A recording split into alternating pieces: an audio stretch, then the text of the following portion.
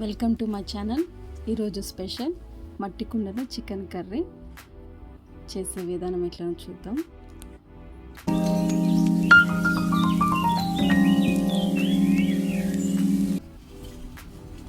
Half kilo chicken కడిగి పెట్టుకొని అందులోకి అల్లం వెల్లిపాయ 1 టేబుల్ స్పూన్, ఒక టమాటా, ఒక పెద్ద ఆనియన్, 4 పచ్చిమిరపకాయలు,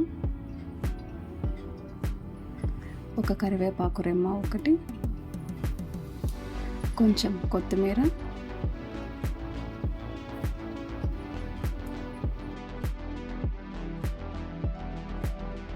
ఒక కప్పు పెరుగు, సగం నిమ్మకాయ పిండుకుందాం.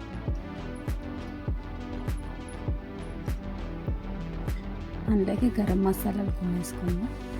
2 బిర్యానీ ఆకులు, కొన్ని మిరియాలు, కొంచెం సాజీర, పట్ట, 2 ఇలాచి,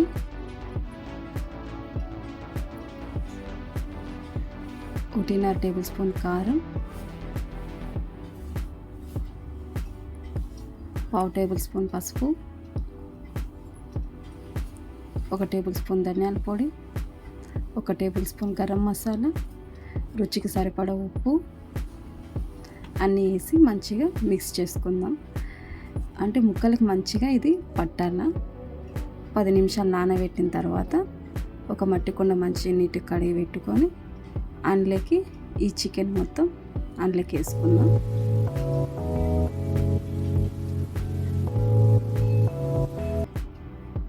చికెన్ మొత్తం వేసిన తర్వాత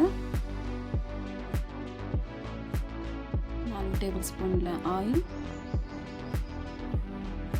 1/2 గ్లాస్ వాటర్ వేసుకుందాం. దానికి గాలి పోకుండా చుట్టుముట్ల గోధుమ పిండి ఉంటే గోధుమ పిండి, మైదా ఉంటే మైదా కలిపి ఇట్లా చుట్టుముట్ల నీట్గా పెట్టుకొని మంచిగా వాటర్తో ఇట్లా చేతికి కొంచెం వాటర్ తడుపుకొని స్ప్రెడ్ చేసుకొని మూత పెట్టి మూతకి చుట్టుముట్ల స్ప్రెడ్ చేసుకోవాలి. గాలి పోకుండా నీట్గా స్ప్రెడ్ చేసుకొని పొయ్యి మీద పెట్టుకుందాం.